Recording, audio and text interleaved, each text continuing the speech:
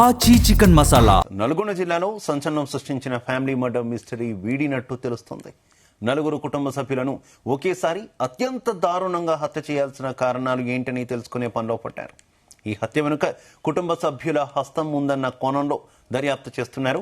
ప్రధానంగా హత్యకు గురైన హసీనా సొంత కూతురు, ఆమె భర్తపై పోలీసులు అనుమానం వ్యక్తం చేస్తున్నారు. చనిపోయిన ఇద్దరు పిల్లలు షేక్ సుల్తాన్ మొదటి భార్య పిల్లలు కావడంతో ఆస్తి ఎక్కడ వాళ్లకు వెళుతుందోనన్న భయంతోని హసీనా సొంత కూతురు ఈ దాడికి పాల్పడి ఉండొచ్చని పోలీసులు అనుమానిస్తున్నారు. హైదరాబాద్ శివారులోని కుంట్లూరులో ఉంటున్న హసీనా కూతురు అల్లుడిని అదుపులోకి తీసుకుని విచారిస్తున్నారు.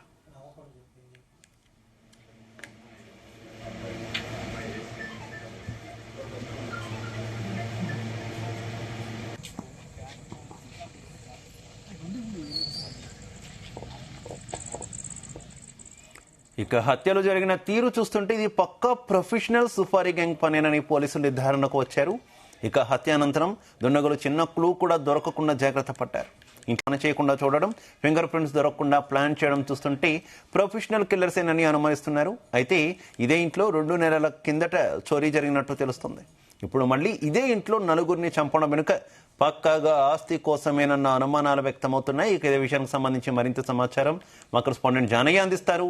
జానయ్య, శివ, నల్గొండ పట్టణంలోని సాగర్ రోడ్ లో ఉన్నటువంటి తెలంగాణ కాలనీలో జరిగినటువంటి నలుగురి ఒకే ఫ్యామిలీకి సంబంధించినటువంటి నలుగురి హత్యకు సంబంధించి కేసుకు సంబంధించినటువంటి మిస్టరీ అయితే వీడినట్లుగా కూడా తెలుస్తోంది. ఈ హత్య కేవలం ఆస్తి కోసమే ఈ హత్య చేసినట్టుగా కూడా పోలీసులు ఇప్పటికే విచారణలో తేలినట్టుగా కూడా సమాచారం అందుతుంది. అయితే ఈ ఎవరైతే సుల్తాన్ కావచ్చు, అతని భార్య హసీనా, కుమారుడు ముజామిల్, అలాగే కూతురు అఫ్సర్లను అతి దారుణంగా కిరాతకంగా కూడా హత్య చేయడం జరిగింది. ప్రొఫెషనల్ గా కిల్లర్ల పనే ఉంటుందనేది కూడా మొదట అంచనాకు వచ్చినప్పటికీ 4 రోజుల తర్వాత హత్య చేసినాక 4 రోజుల తర్వాత ఈ విషయం బయటికి రావడంతో అప్పటికే ఆ నలుగురి మృతదేహాలు కూడా కుళ్ళిపోయిన స్థితిలో ఉండడంతో కొంత ఆనవాళ్లు కానీ వారు ఏ విధంగా చనిపోయారనే ఆనవాళ్లు కూడా దొరకపోవడంతో కొంత ఈ కేసు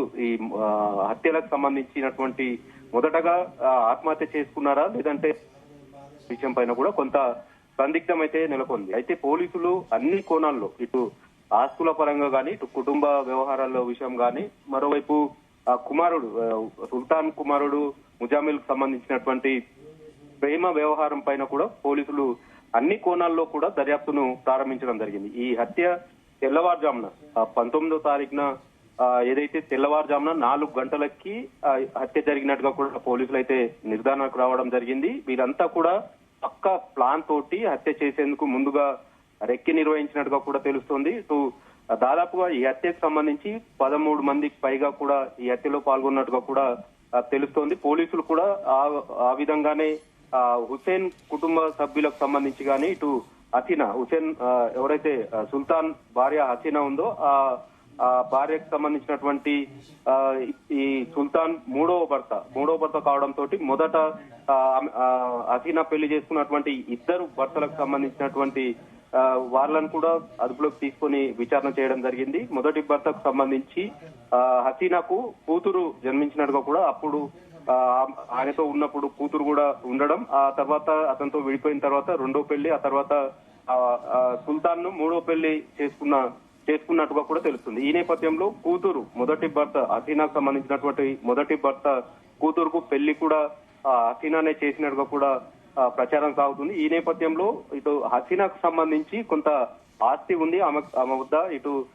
కొన్ని ప్లాట్లు కూడా ఆమె పేరు పైన ఉండడం పట్ల కూడా కొంత తన ఏదైతే మొదటి భర్త కూతురు అయినటువంటి ఆమె ఆస్తి విషయంలో గత కొన్ని నెలలుగా కూడా హసీనాను కొంత ఇబ్బందులకు గురి చేస్తున్నట్టుగా కూడా పోలీసుల విచారణలో వెళ్ళినట్టుగా కూడా తెలుస్తుంది. ఈ నేపథ్యంలోనే ఆస్తి కోసం ఎవరైతే ప్రస్తుతం మూడో భర్త వద్ద ఉంటున్నటువంటి హసీనా సుల్తాన్ వద్ద ఉంటున్నటువంటి వారిని హత్య చేయాలనే ప్లాన్ చేయడం, ఇటు ఎవరైతే సుల్తాన్ ఉన్నారో ఆయనకు మొదటి భార్యకు సంబంధించినటువంటి కుమారుడు కూతురు కూడా హసీనాతో పాటే ఉంటుండడంతో ఈ ఆస్తి వారిద్దరికే చెందుతుందనే కోణంలోనే వారిని హత్య చేయాలనే ప్లాన్ చేసుకున్నట్టుగా కూడా తెలుస్తుంది. ముఖ్యంగా ఈ హత్యకు సంబంధించి ప్లాన్ చేసిన తర్వాత సుపారీ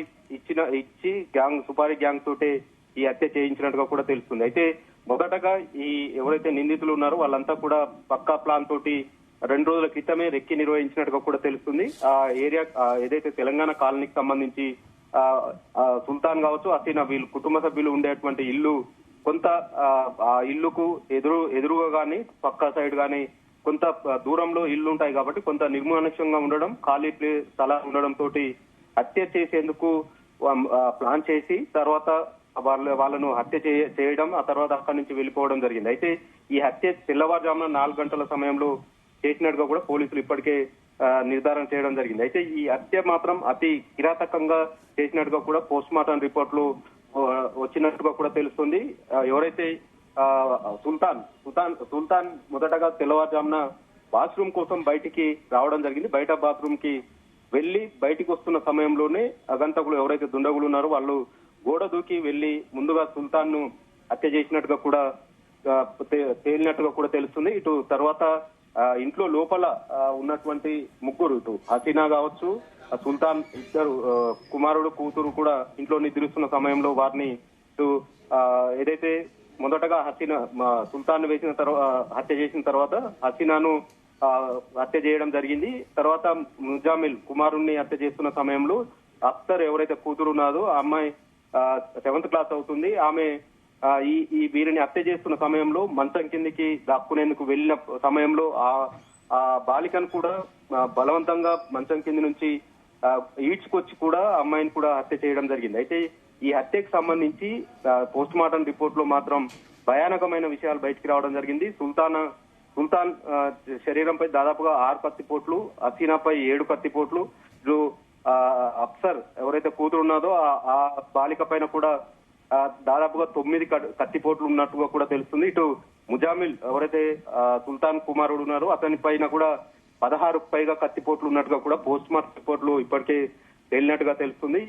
ఈ హత్యకు సంబంధించి వాళ్ళు తెల్లవారుజామున 4 గంటలకు హత్య చేసిన తర్వాత అక్కడి నుంచి బయటికి వచ్చి గేట్ కు తాళం వేసి అక్కడి నుంచి వెళ్ళిపోవడం జరిగింది. అయితే ఈ హత్య చేసినటువంటి వారంతా కూడా సెల్ ఫోన్లు ఎవ్వరు కూడా అక్కడికి హత్య చేసిన ప్రాంతానికి సెల్ ఫోన్లు తీసుకువెళ్లకుండా వెళ్లడంతో పాటు అక్కడ హత్య చేసిన ప్రాంతంలో దాదాపుగా 40 గుడ్లను గోడలపై కొట్టడంతో కొంత క్లూస్ దొరకకుండా చేయడం, అటు కారం పొడి కూడా చల్లినట్టుగా కూడా పోలీసులు కొంత క్లూస్ టీం గుర్తించడం జరిగింది. ఎందుకంటే వీరు హత్య చేసిన సమయంలో ఫింగర్ ప్రింట్స్ కావచ్చు, ఇతర ఏవైనా ఆధారాలు దొరుకుతాయనే నేపథ్యం, ఇటు డాగ్ స్క్వాడ్ కూడా అక్కడికి వచ్చిన సమయంలో ఎక్స్ వాసనతోటి కొంత క్లూస్ ను కనిపెట్టకుండా ఉండేందుకు కూడా వీళ్ళంతా కూడా ప్లాన్ చేసినట్టుగా తెలుస్తుంది. ఈ నేపథ్యంలో ప్రొఫెషనల్ కు సంబంధించినటువంటి కిల్లర్లే ఈ హత్య చేసినట్టుగా కూడా పోలీసులు మొదటగా నిర్ధారణకు రావడం జరిగింది. అయితే ఆ హత్య చేసిన తెలంగాణ కాలనీ ప్రాంతం నుంచి సాగర్ మెయిన్ రోడ్ కూడా 100 మీటర్ల దూరంలోనే ఉంటుంది కాబట్టి అక్కడికి వచ్చిన తర్వాత మరో 100 మీటర్ల దూరం నడుచుకుంటూ వచ్చి అక్కడి నుంచి వాహనాల్లో వెళ్ళినట్టుగా కూడా తెలుస్తుంది. అయితే ముఖ్యంగా ఆ హత్య జరిగిన ఇల్లు ఏదైతే ఉందో ఆ ప్రాంతంలో సీసీ కెమెరాలు ఉన్నప్పటికీ అక్కడ ఈ హత్య జరిగిన రోజుకు సంబంధించినటువంటి వివరాలు ఏదైతే దృశ్యాలు కూడా సీసీ కెమెరాలో రికార్డ్ కావడం, వారిని గుర్తించేందుకు సెల్ టవర్ లొకేషన్లు కూడా లేకపోవడంతో పోలీసులకు ఈ కేసు సవాల్గా మారడం, దీంతో కొంత ఆలస్యమైందనేది కూడా పోలీసులు చెప్తున్నారు. మొత్తానికి ఈ నలుగురి హత్యకు సంబంధించి కూతురు ఎవరైతే హసీనా మొదటి భర్త కూతురు అల్లుడు ముందుగా ప్లాన్ చేసి ఈ సుపారీ గ్యాంగ్ తోటి ఈ హత్య చేయించినట్టుగా కూడా తేలినట్టుగా కూడా తెలుస్తుంది. దీనికి సంబంధించి కూడా ఇప్పటికే 8 మందిని పోలీసులు అదుపులోకి తీసుకున్నట్టుగా కూడా తెలుస్తుంది. మరికొంతమంది కూడా ఈ హత్యలో పాల్గొన్న నేపథ్యంలో మరో 8 మందిని కూడా విచారిస్తున్నట్టుగా కూడా తెలుస్తుంది. వారిలో కూడా